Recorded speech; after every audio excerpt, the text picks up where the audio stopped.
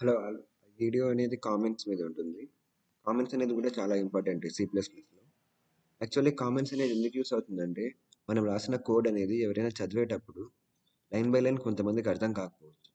So, అప్పుడు వాళ్ళకి అర్థం కావడం కోసం మనం డిస్క్రిప్షన్ రాస్తాం కదా! సో, ప్రతి లైన్‌కి మనం డిస్క్రిప్షన్ రాయొచ్చు. సో, ఈ లైన్ ఏం చేస్తుంది?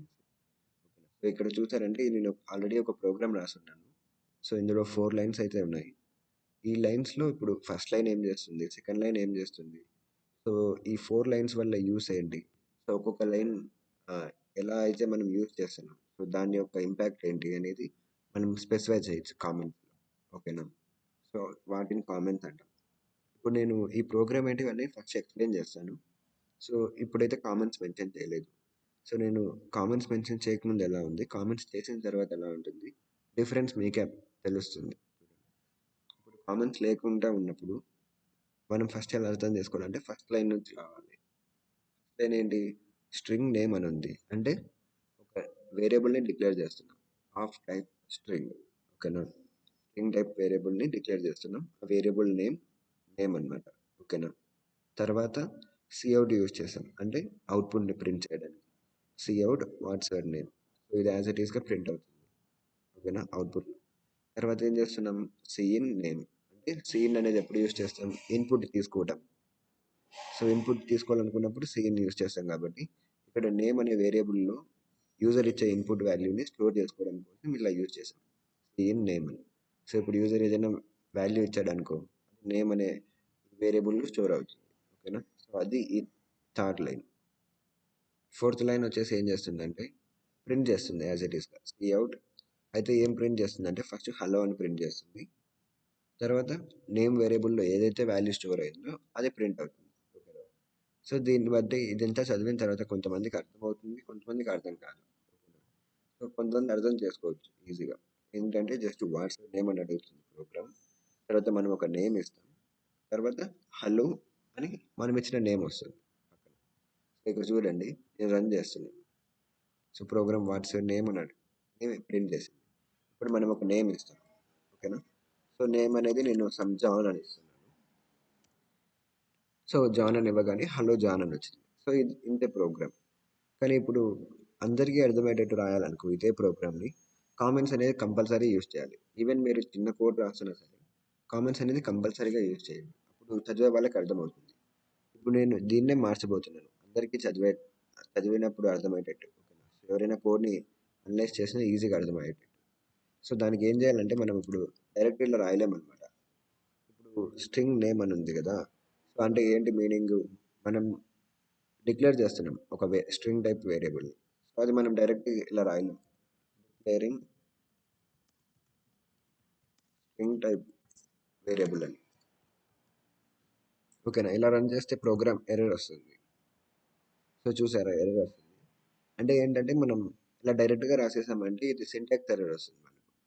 సో, ప్రోగ్రామ్ అనేది స్కిప్ చేయాలి. కాకపోతే మనకు చదివే వాళ్ళకి అర్థం అవ్వాలి.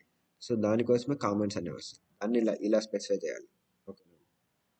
So, double slash పెడతామా?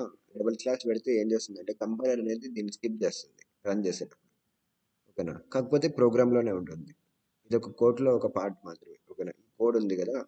ఈ కోడ్‌లో ఉంటుంది. కాకపోతే కంపైలర్ అనేది రన్ చేయదు. ఓకేనా? సో, అలా కంపైలర్ రన్ చేయకోకుండా చదివే వాళ్ళకి అర్థమయ్యేటట్టు కామెంట్స్ అనేది ఉంటుంది. ఓకే. సో, ఈ విధంగా స్పెసిఫై చేయొచ్చు. ఇప్పుడు చదివే వాళ్ళకి అర్థమవుతుంది. డిక్లేరింగ్ స్ట్రింగ్ టైప్ వేరియబుల్ అని. ఓకేనా? సో, అలాగే దీనికి కూడా చేయొచ్చు మీరు. ఇప్పుడు ఇది ఉంది కదా! కౌట్ వాట్స్ యువర్ నేమ్ అని. అంటే ఏంటి? వాట్స్ యువర్ నేమ్ అని అవుట్‌పుట్ స్టేట్‌మెంట్ ప్రింట్ అవుతుంది. సింపుల్‌గా నేను అవుట్‌పుట్ స్టేట్‌మెంట్ అని స్పెసిఫై చేస్తున్నాను. సో, మీ ఇష్టం అనమాట. మీరు ఏదైనా స్పెసిఫై చేయొచ్చు. ఇలా డబుల్ స్లాష్ పెట్టి ఏదైనా ఇచ్చారంటే ఈ ప్రోగ్రామ్ మీరు డబుల్ స్లాష్ తర్వాత ఏమైనా స్పెసిఫై చేయండి. ప్రోగ్రామ్ కన్సిడర్ చేయదు. ఓకేనా? సేమ్ అలాగే నేను దీనికి కూడా ఇస్తాను. సీన్ నేమ్ అంటే ఏంటి? ఇన్పుట్ తీసుకోవడం కదా! Taking input from the user. ఓకేనా?